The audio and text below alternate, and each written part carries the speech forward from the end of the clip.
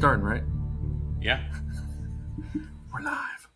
Oh, we are live. Hey! Hey, it's been a while. We're back. This is Civics Ain't Dead, and we ain't dead yet, right? I'm here, Butch Cassidy, if you will, with my old partner Sundance, and we are here to talk today about the upcoming big celebrations, the 250th anniversary of American independence. On July 4th, 2026, we're going to celebrate 250 years of America's sovereign existence as the United States. And for those of you trying to remember what that is, it's when the Declaration of Independence gets signed, right, and ratified by the Second Continental Congress. So it's in the midst of the American Revolution. It's not like the end of the war. It's not the victory. It's not when we sign the Constitution, which doesn't happen until years after the war. It is the day ish that the founding fathers, so to speak, sign the Declaration of Independence in Philadelphia, Independence Hall. And so the 250th is a big deal. We tend in the United States to celebrate because July 4th, is one of our holidays anyway. We tend to celebrate the bicentennial of 1776, or the centennial of 1776, or in this case, the sesquicentennial of 1776. Sesquicentennial. I was hoping you. I have no idea. 250th. We're going to go with the 250th. We're halfway to 500, folks. And so that's, for whatever reason, right? 1776 has always been the celebration rather than 1781 or 1783 or whatever when the war wraps up. And so it's in the midst of the struggle, and it's the Declaration of Independence. Now, of course, the 250th, like everything in 2026, has become politicized. And so there's been a lot of hand-wringing. And I've seen this, I don't know, in my circles, Josh, even non-political hacks are hand-wringing about how the 250th has either been overshadowed by the Trump presidency or undermined by the Trump presidency, or no one's in the mood to celebrate, or people are unpatriotic now because they don't like Trump, or whatever the particular element of the complaint is. There's been a lot of kind of hand-wringing and woe-begotten lamenting about how the 250th doesn't feel like the celebration that it should. People remember back to 1976. They remember the bicentennial then. And they have fond memories of that. And so there's this kind of like angst about, well, is the 250th living up to what we expected in 2026? One thing I will say, right, just from the outset, is that instinct is not totally unfounded, right? As with anything in the second Trump administration, things are done in different ways than they've been done in the past. So there was an America 250 commission that was set up back in 2016 by Congress. This was officially the administrative body, supposed to be nonpartisan, that would oversee the planning and the celebrations around America's 250th anniversary in 2026. That's been in the works for 10 years, right? And so the way this works, there's kind of a federal, national level of this commission that smaller entities, local entities, cities, states, etc., could apply to be part of that kind of national list of events and celebrations. They could get funding, they could get publicity, they could get guidance about the 250th and how to celebrate it. But of course, when Trump came in and started his second term, he established what he called Freedom 250, which is its own thing. It has largely taken the forefront of the 250th commemorations in recent months. If you're thinking of, the the fight on the White House lawn or the series of fights there, all of the other kind of like big showy stuff that we're going to talk about, those are mostly associated with Trump's Freedom 250, which was established by executive order once he regained office in 2025. So, two different things, sometimes at odds, bureaucratically speaking, and sometimes running parallel, both nominally trying to celebrate America's 250th birthday, but of course from very different perspectives. So, when I talk about the 250th, Josh, what images to you stand out so far? And listeners, you think about it too, right? So when you think Freedom 250 or America 250, and you close your eyes and you try to picture like, well, what is the United States doing, or what's the federal government doing, or what's President Trump doing to celebrate the 250th anniversary of independence? I mean, I think for me, the UFC fights on the lawn of the White House are the ones that pop up in my mind as like the most obvious thing that we've seen as a celebration of the 250th so far. Last year we had that parade, that kind of like military parade on Flag Day to celebrate the formation of the Continental Army. I don't know. What else do you think of? I mean, both of those are things that I would want to touch on briefly. In terms of Freedom 250, I think a good starting point is to ask, like, what is Trump looking to achieve as this self-perceived leader of this nation with these events? He's a very visual, media-driven person. He's a reality TV star, and he's got an eye for the camera. Yeah. Of course, and he's operated with explicit knowledge of everything being televised, advertised, highlighted, and spread across all news media channels 24/7. So the UFC fights certainly come to the forefront. There was also this sort of last minute decision back in the spring, like a couple months ago, to renovate the reflecting pool on the National Mall as a way to kind of bring some luster and sheen back to it. He called the place like kind of disgusting or something, and certainly cited examples of past presidents whose renovations didn't work very well. That project was initially $2 million. It's now ballooned to like $14 million, and sounds like they need to drain it again. I heard $16 million now, with the new drainage. Okay. Yeah. For me, like, if someone would just come up to me on the street and say, like, what images do you have of America's 250th anniversary so far?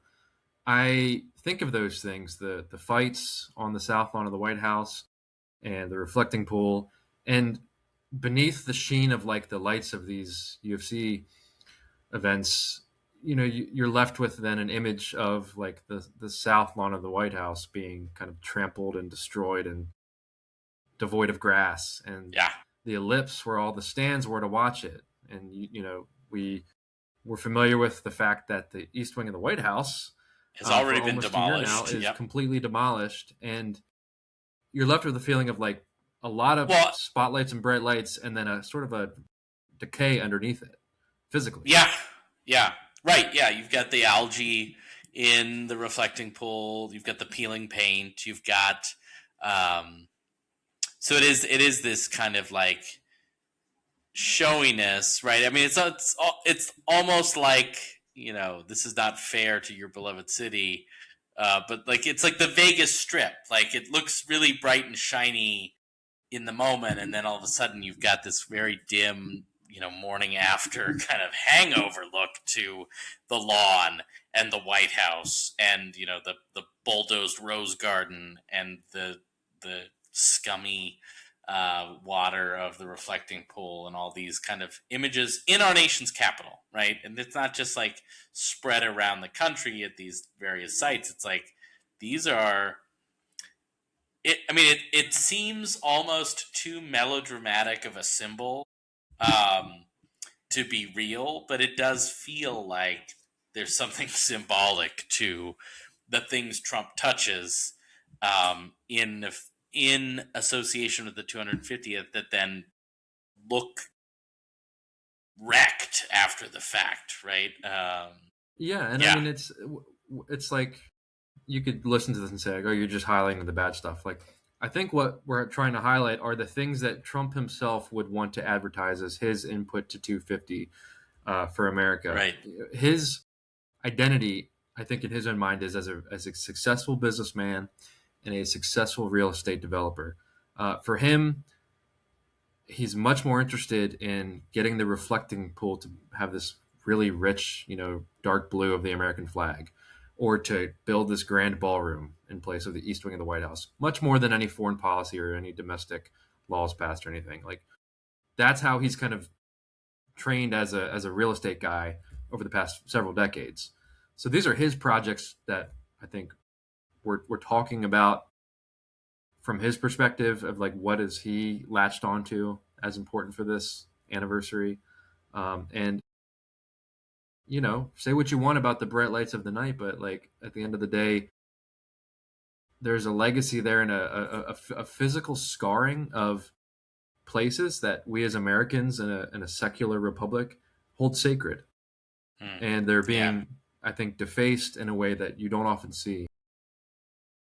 Yeah, in kind of shocking ways, right? I mean,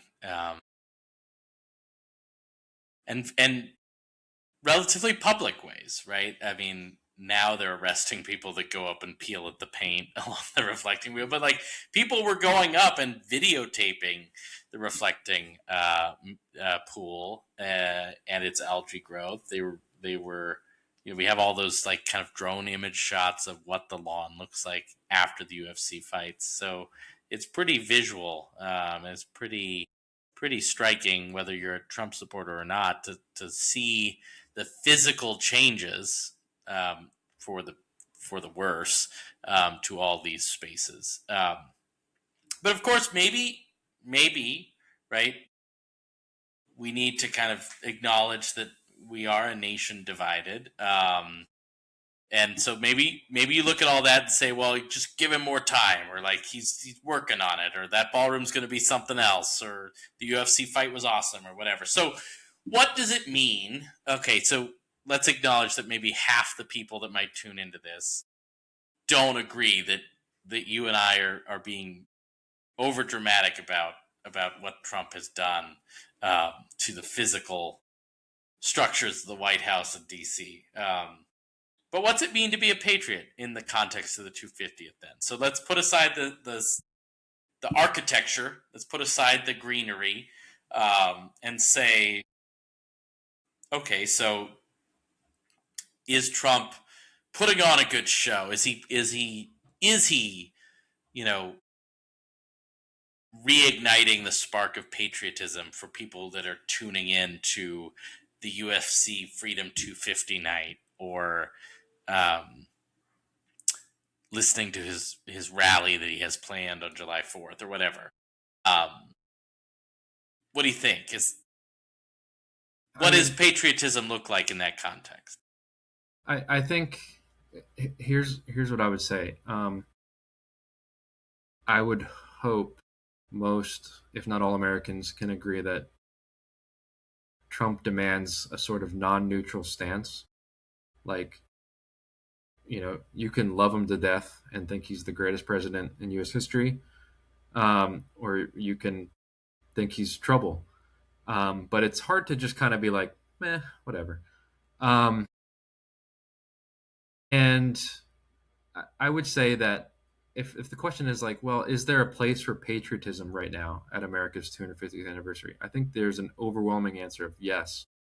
But I would not look to the UFC 250 fight or Trump's rally on July 4th for those answers. I think right now we're in the midst in the final week of June of the World Cup being hosted in the U.S. and Mexico and Canada, and uh, even if you're not watching the matches, like there's a palpable energy in most of these American cities, um, which are often described as liberal Democrat hellholes. And there's a lot of commentary by people from other countries on remarking on just how amazing this country is, Yeah. how blown away they are by the friendliness of people, how clean the cities are, how good the transportation is. There's just an overwhelming sense of, I think, pride that a lot of Americans are feeling with all of these people from literally all over the world coming and staying here for a soccer match and appreciating what's good about this country and its people. And this event, the World Cup's going to be going on for several more weeks. I think there's matches on July 4th, but generally Yeah, I think speaking, that's right.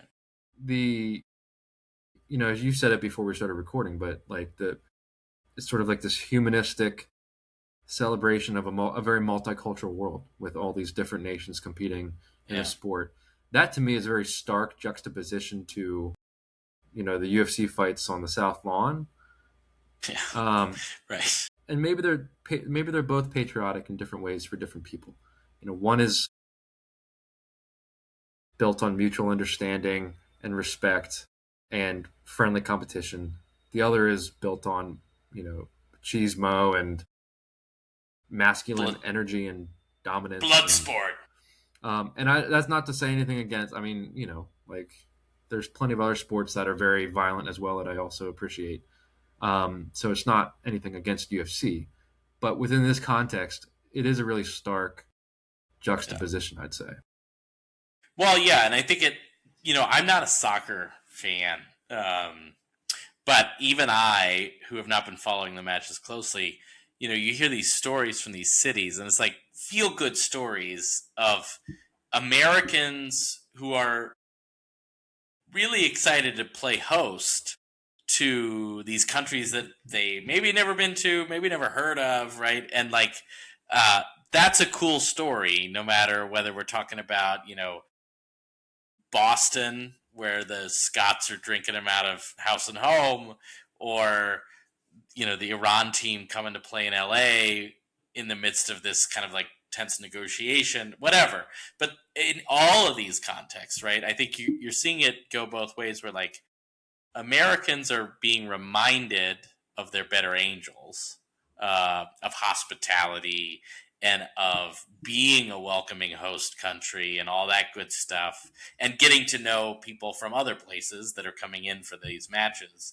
And then also these other people coming to America with like all of the bad news cycles and all of the anti-Trump rhetoric in the world right now, and realizing that like, oh right, not every American hates all immigrants, not every American is a racist, not every American wants to blow up my country, not every.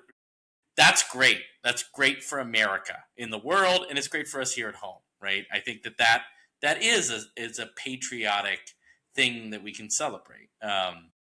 And you don't have to be a rabid anti-Trumper to acknowledge that that's a good thing, I think. And that Americans are great hosts, and we are a good country, and we it's nice to welcome these other contingents in for the World Cup. So yeah, I mean, in all the bleakness, and in all the kind of machismo, as you put it, of the UFC Freedom 250, there are these other counter narratives that are still bouncing around out there if you're paying attention. But I want to turn back to history, right? Because obviously we're celebrating the 250th. This is not our first rodeo of celebrating an anniversary of independence. And there have been other times in our history where we've done these commemorations, right? So the bicentennial would be the one that's probably in our parent generation, viewers' minds. They can remember back to the 1970s when that happened. The centennial was another big one in the 1876 right towards the end of Reconstruction. Um, so there are these moments where we mark time and kind of look back at independence. Um, so I think we should probably talk about a little bit about how we've done that in the past and how maybe the 250 is different or maybe is the same from some of these previous commemorations. Well, one of the questions that you started with was like, do we have rose-colored glasses for previous centennials or bicentennials, whatever, and feel like we're not living up to those celebrations in 2026? And like, just to get right to the point, like most of the past celebrations in these 50-year intervals have come at times in American history that are not the best. Um, and we'll unpack a couple of them. But I just wanted to preface it by saying, like, yeah, like it's fine. It's fine that Mm-hmm. things kind of suck right now. I think we're going to make that point a couple different ways. Yeah, Um, it is not like unprecedented for things to be kind of rough at a inflection point sure. of 50 years, right? Well, and it doesn't make you a bad patriot. I think this is the point I want to make, right? It's like it doesn't make you a bad patriot to say, even in the midst of a centennial celebration or a bicentennial celebration or 250th, to say, hey, this is what still needs work, right? Or like, here's where we're falling short of our founding principles, or here's where we might do better, or here's what I'm not happy about right now, right? Like, um, I think it's a false sense of patriotism that tells you to put away your criticisms because the parade's starting, right? I don't think that that's how it works in a democracy. It's not how it works in a republic. It's not how um, it's not how Americans work, right? Like, At least in our opinion. yeah, that's exactly yes, yeah, Yeah. So, I mean, I wanted to talk a little bit about the centennial 1876 and then in a bit more detail about the bicentennial in 1976. But there's a book by this historian, Natasha Zaretsky, called No Direction Home: The American Family and the Fear of National Decline, 1968 to 80. I just want to read a small passage. It's setting up a conversation about the bicentennial, but this is about the centennial in 1876. And so let me just read it, and then I'll throw it back to you to get your thoughts. So this is the start of one of the chapters. Zaretsky says, writing in the journal Public Interest in the fall of 1975, as the country prepared for its upcoming bicentennial celebration, Daniel Patrick Moynihan, a U.S. Senator, reflected on America's centennial 100 years earlier. Like the commemoration that was fast approaching, the centennial, Moynihan recalled, had also taken place during a time of great national upheaval. When the 1876 World's Fair opened in Philadelphia, the country was in the throes of an industrial depression. Labor agitation was growing, the Indian Wars were being waged on the Great Plains, and Reconstruction was coming to an end, which we've covered in other episodes with one of, but not the only, but one of the corrupt bargains. that's right. And all of this was, quote, raising troubling questions about the place of emancipated slaves in the post Civil War nation. But for Moynihan, there was a crucial difference between the two commemorations. However divided the nation had been in 1876, what he called the, quote, symbols of the Republic had remained intact. The World's Fair had displayed the scientific and technological wonders of the age, he continued, but the real sensation of the fair had been A.M. Willard's 1875 painting, The Spirit of 76. And that was a 10-foot painting of basically two drummers and a fife player marching through battle during the Revolution. Kind of just like a very something you see on the front of a textbook. Yeah. And so Zaretsky goes on, it would be absurd, Moynihan speculated, to suppose that any such response could be evoked by a patriotic painting today, being around 1976. In no one thing has the American civic culture declined more in recent decades, he lamented, than in the symbols of love of country and of manly or womanly pride in the nation. So he's getting there that even though 1876 was this time of national turmoil, a lot of kind of bad stuff going on, there was still a general sense of civic pride in the nation that he felt had disappeared 100 years later. But it's a good premise even for now in 2026. Like, what are the symbols of the nation if we need to define them? And then, like, are those symbols intact? Have they recuperated since 1976, or not? So, what do you Yeah, think about that? that's really interesting. And it's interesting that Moynihan thought it was declined in 1976 too. I mean, I think our symbols, unfortunately, right? And I can get into some specific examples of this, but they've in a way been co-opted or undermined by our present partisan politics. Okay, so and some of it's Trump's fault, and some of it's wider, right? As we always go back and forth about whether Trump's a symptom or a cause of our current problems, and he's a little bit of both always. So I don't know if you remember this from about a year ago, probably a little more, maybe, when they asked Trump in the White House about what does the Declaration of Independence mean to you? And obviously, if you're going to look for symbols of 76, there's no greater symbol of 76 than the Declaration of Independence, which is signed and finalized on July 4th. So Trump looks up at the wall where they've got the Declaration of Independence, and he says, this is his quote, "Oh, it's a declaration of unity and love and respect." Now, if anyone's read the Declaration of Independence, you would know that that is exactly the opposite of what the Declaration of Independence is saying or doing, right? It is men in a room listing out their grievances against George III of England in order to justify breaking away from Great Britain, right? So it's not about unity, it's literally about separation. And it is also, right, a clarion call of what we would now call kind of human rights, what they would have called kind of the rights of man or natural rights at the time, right? That all men are created equal. And so unity, love, and respect. No, it's a breakup letter to the King of England, right? If you go down and read it, the bulk of the Declaration of Independence is a list of grievances that are meant. Thomas Jefferson wrote them, right? And they are meant to outline to other nations, to kind of the rule of law, why the Americans are justified to break away from Great Britain and to fight for their independence now. The men that signed it did so knowing that they were essentially signing a death warrant as traitors to the British Empire if they failed in their revolution.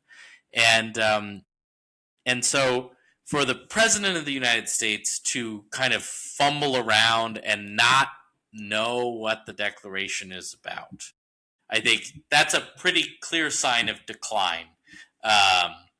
Much more so than Moynihan back in 1976 would have said or expected, right? The fact that the President of the United States, in terms of basic civics, might not be able to tell you what the Declaration of Independence is about is pretty shocking, even based on our low standards these days. That one was pretty low.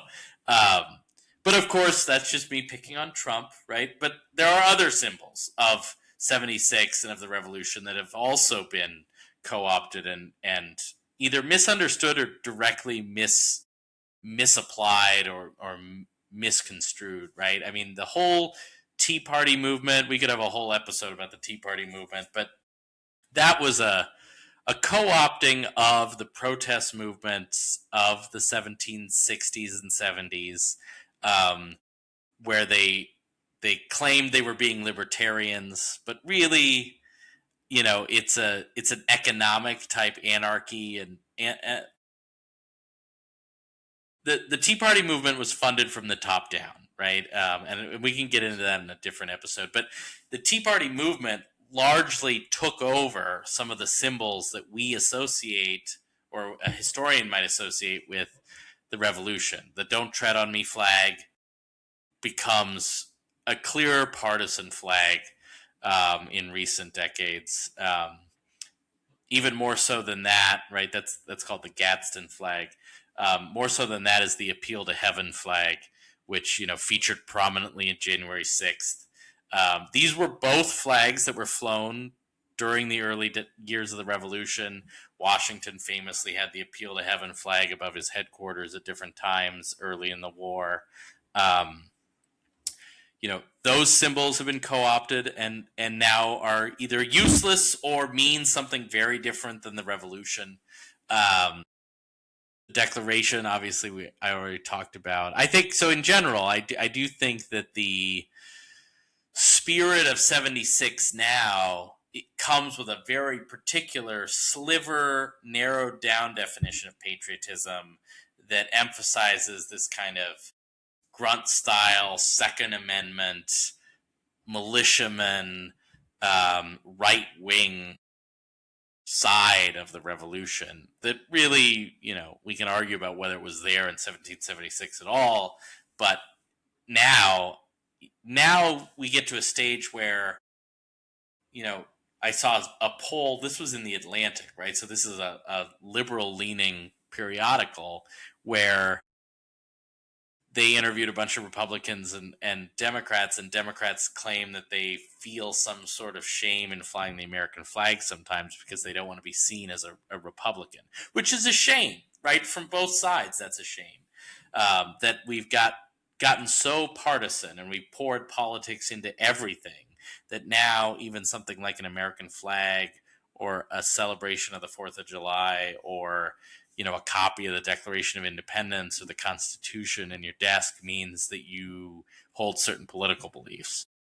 That's crazy, right? Mm-hmm. I think that's crazy. So yeah, I think it is in tatters, those symbols that Moynihan was talking about. I'm not sure that we have the same symbols. It's still, we go back to on this a lot of times, but it seems like there are two different American realities now where half the country looks at a certain set of symbols and thinks, oh, that's about the American Revolution. The other half looks at it and knows that this is some kind of hidden dog whistle symbol that, we're going to storm the Capitol or whatever. And that to me is a shame because it kind of tarnishes the whole 250th commemoration when it shouldn't be tarnished.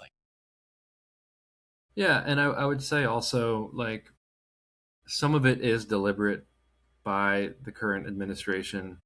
I recall a couple weeks ago now when there was talk of this January 6th slush fund to help out people who have since been pardoned. The slush fund was for, curiously enough, 1.8 billion. And I remember thinking, why 1.8 billion? Like, is it like there's like they have like itemized all of the grievances they need repaid for? And then after a little bit of digging, I realized, 1.8 is just how the media is rounding up from the real figure, and the real figure is 1.776 billion.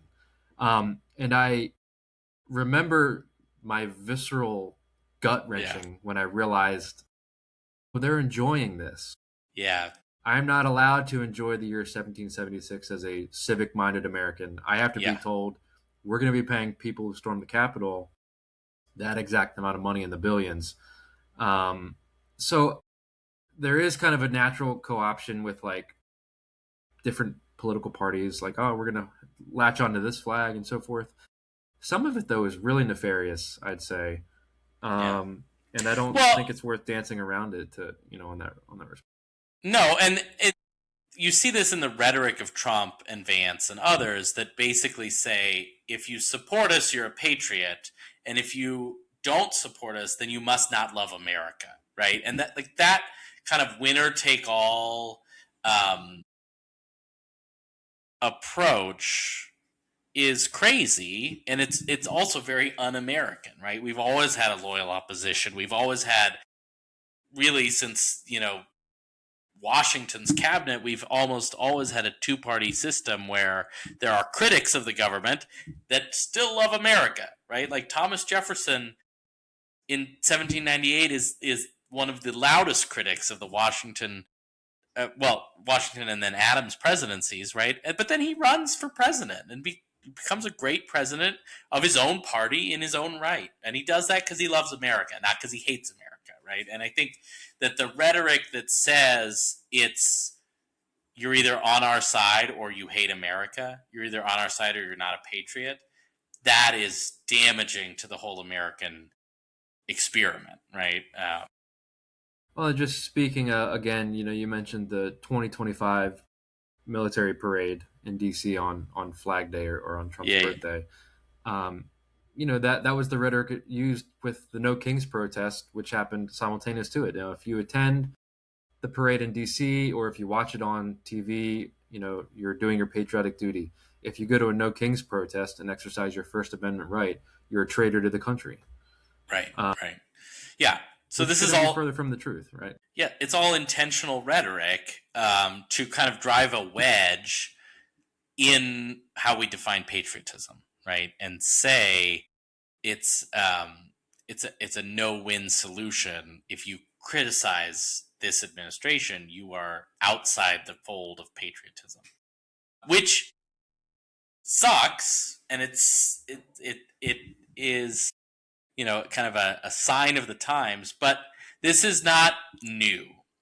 This is the point I want to encourage anyone who's listening, is that people who have criticized any element of American history or reality or present circumstances, they get labeled as anti-American plenty of times through America's history, right? I mean, there's Woody Guthrie who writes, "This land is your land, this land is my land," as Americana as it gets, right? But he's considered un-American by people that think he's too critical of particular administrations, right? The more famous one that I was going to quote from is Frederick Douglass. Again, someone who, a civic-minded American on either side of the aisle until recently, would look at and say, Frederick Douglass is a great American, right? He's a great patriot. He fights for black freedom. He collaborates with Lincoln during the war. He encourages the recruitment and volunteerism of black men who fight for the Union Army. They save the Union. They free the slaves. Frederick Douglass is a great man, right? And he's a patriot. I don't think you would get much argument about Frederick Douglass being a patriot from anyone who's read his biography, right? But he gives a speech in 1852, right? They ask him to give the July 4th address in upstate New York. And his speech that he comes out with that day, that gets him a lot of criticism, is, "What to the slave is the 4th of July?" Now, keep in mind, this is pre-Civil War, right? So slavery still persists in the southern states. And Frederick Douglass himself has escaped from slavery in Maryland. And so the whole upshot of this speech, which is supposed to be given to commemorate July 4th, is he tells the crowd that he is in no mood to celebrate with them, right? Because slavery still exists. And if slavery still exists, then the words of the Declaration ring hollow, right? And so Frederick Douglass gets it, right? He gets that you can be at the same time a patriot and a critic of the United States. And of course, people lambast Frederick Douglass, especially the racists in the South that don't like an articulate black man giving speeches. They lambast him as being anti-American with that speech, right? Or anti-patriotic. Well, he doesn't want to celebrate the 4th of July, right? That sounds a lot like the criticism that comes against anyone these days who speaks out against this particular administration about corruption, unjust policies, whatever, right? But what Frederick Douglass is saying there in 1852 is that it's okay to know that July 4th is happening, but also call out the hypocrisies or the shortcomings. So that's I don't know, encouraging to me anyway, that this is not totally new. In terms of how people get painted as unpatriotic just because they're critical of the current government. Yep. I mean, we've been beating that drum since the first episode, where I tried to say, like, to be a good fan of your sports team is to call out their deficiencies and hope that the owners and the Improve. GMs find ways to improve the team. That doesn't make you a bad fan. That makes you a good fan. A little bit of criticism can go a long way towards achieving the goals everyone has, whether it's a sports team winning a championship or the country living up to its ideals. Um, One thing I wanted to get into about that, uh, getting back to the bicentennial 50 years ago, there's also the element of like the people making decisions about how these celebrations unfold. What are they hoping to achieve, and how do they see that playing out in the context of what's going on in the country at that time? The thing about the bicentennial that's interesting, in 1976, again, like 100 years prior, it's not a great time. There's a Yeah. complete loss of trust in the presidency following Watergate. U.S. is essentially lost in Vietnam. Vietnam. There's stagflation. There's the OPEC oil embargo. People are having trouble powering their homes and their cars, their cities. And there's just, generally speaking, a whole lot of national disillusion with the federal government. And rather than find ways to find the nuggets of good with the federal government, what these planners do in 1976 is essentially decentralize celebrations. So there's a lot of moving currents. Concurrent to all this, you see a rise in historic preservation, you see a rise in heritage, you see a rise in local museums, and basically these planning committees for the bicentennial go to local cities, local towns, local communities, and say, like, we're going to help you plan your own independent little thing. And what you're going to be celebrating is what, again, getting back to Natasha Zaretsky, she calls pluralist nationalism or diversity nationalism, which is that the reason America is great is because of its diversity and because of its difference. And that could mean racial diversity, that could mean gender diversity, it could also mean just like regional difference. Localism. Yeah. Yeah. Yeah, it's localism. So in my work as a historian, one of the places I looked into with heritage tourism was actually in Southeast Texas, in the town of Beaumont. This is the site of the Lucas Gusher, Okay. 1901. You know, basically the oil gusher that puts Texas on the map as an oil Texas state. tea. Yeah, do you know anything about that? Um, it's where you get Gulf oil, Right. Texaco. Wow, I can't even Yeah. remember. So the city or the town, I shouldn't know if it's a city or a town, but Beaumont puts together a bicentennial commission to determine a theme for celebrating its bicentennial, and they select Spindletop, which at that time is uh, Famous. Yeah. 75 years ago. Beaumont's well on the map at this point. And they build a museum. They build a heritage site called the Gladys City Boomtown Museum. And again, the the the interesting thing about this, it's 1976, a few years after the OPEC oil embargo. You know, Americans have no confidence in energy independence. They've realized, oh, we were relying on Middle Eastern suppliers to pay an affordable price at the gas station.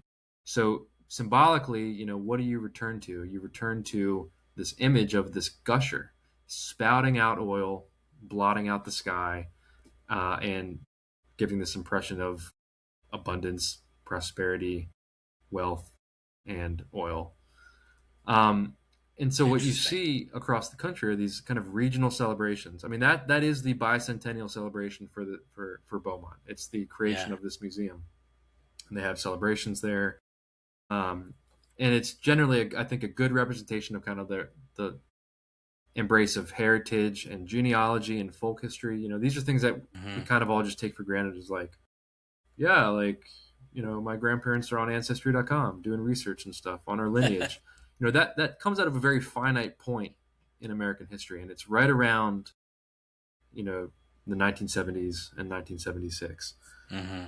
Um, and so what you get in the localism of these bicentennial celebrations is kind of an escape, I think, from acknowledging what's going on at the national level. Yeah. Um, and I think there's a criticism of that to be had. But the question then becomes like if we have this localism in the 1970s and we're looking away and shying away from like facing and acknowledging what's going on at the federal level, what is all of this discussion about the 250th? What narrative is that crafting? When we look back 50 years from now in 2076, how are we going to describe 2026 and like the culture and the understanding of the country created by these events, whether the UFC 250 fight or the World Cup or whatever, you know?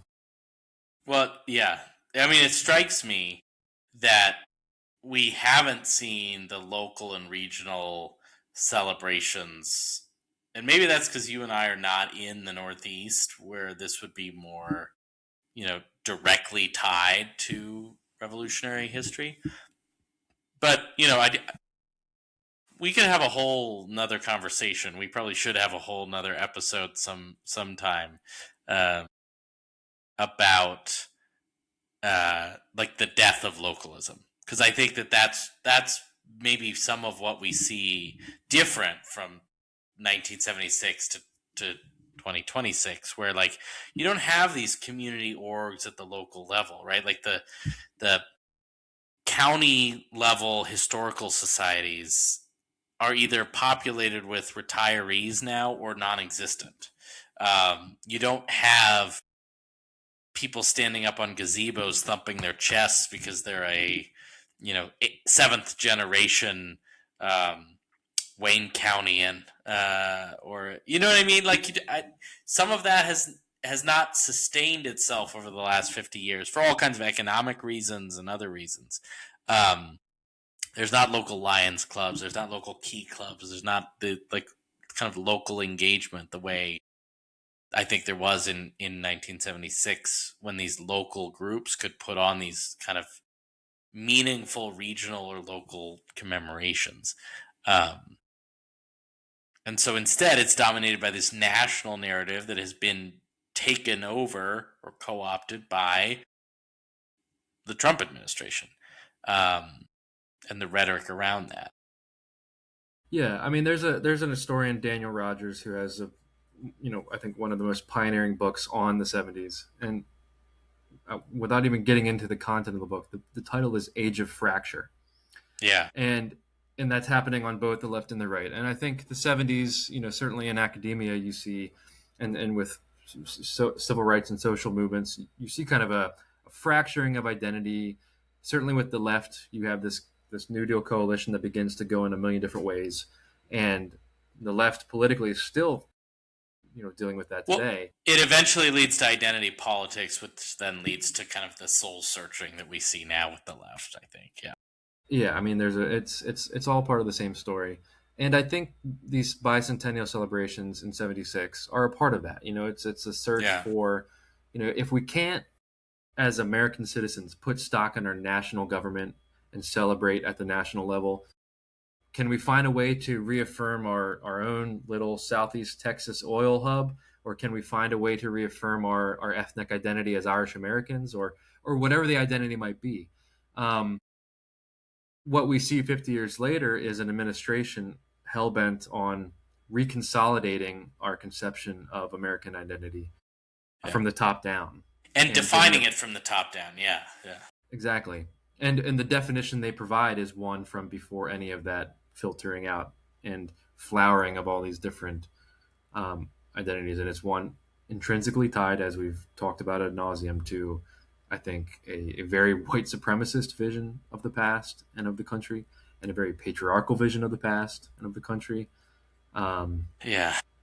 just to say a few things, but again, like to sit here and say, oh, and then there's randomly this UFC fight on the White House lawn, like would be not to connect the dots that are, I think, pretty Yes. obvious to a lot of us. Sure. Yeah.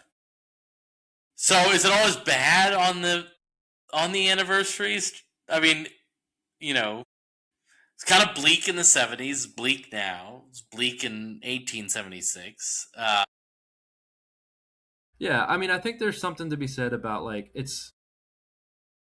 I mean, a country isn't a living. I mean, Yeah, no, I know. It's a there's, silly question, but but it would be weird if like some moment of like national greatness just so happened to land on a 50-year interval. Like there are moments of national greatness. World War II, the Civil Rights Movement. Um, the fact that those don't align perfectly with the 50-year interval of 1776, it isn't a problem. Um, these centennials or sesquicentennials or whatever you call the 250th, um, I think they're just good moments to reflect on where we're at, where we've come from, where we're going, um, and hopefully come to an agreement that like yeah, like it's a good country. We can make it better. yeah. Um, but I don't know. What do you think? No, I mean, I think that's right. Yeah, it's never going to line up totally with just a moment of celebration, and there's always going to be these things that we could do better. I also think it's worth remembering, right, that like this is an American quirk, but we don't celebrate the moment of victory, right? Like no one knows when Yorktown is. Like when's the anniversary of Yorktown? It's sometime in October, and it's 1781. The Treaty of Paris that ends the war is not till 1783. We don't commemorate that at all, right? But that's the actual document that gives us our freedom from Great Britain. We commemorate when we declare independence, right? And if you know your Revolutionary War history, you would know that the summer of 1776 is about the worst time for the American cause, right? Things are bleak in the midst of revolution. When the Declaration comes out, George Washington has it read out loud to his troops. They're all in New York City preparing for an anticipated invasion. They know that the British are coming back.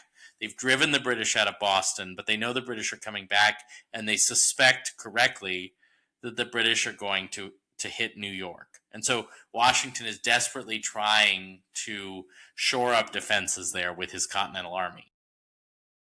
So it's okay for us patriots 250 years later to sit here in the summer of 2026, I think, and feel a certain level of anxiety. That's exactly how patriots were feeling in the summer of 76 back then, right? It does not mean we're less patriotic. It does not mean we've given up hope on the cause. It does not make us less American. As a matter of fact, right, it makes us very much the same as those Americans. August 1776, the Howe brothers lead this massive British expeditionary force against New York Harbor. They bring 150 warships in. They land 32,000 troops, right? They embarrass the Americans. George Washington is defeated continually as he retreats across the boroughs. They almost capture him at one point. The Continental Army barely makes it out of this campaign alive. It's almost the end of the war, and the British almost win, right? In a matter of weeks, New York's fallen to the British, and by December of 76, the cause in America has never looked worse, right? Never looked more in doubt. The Continental Army has retreated south. It's dwindled down.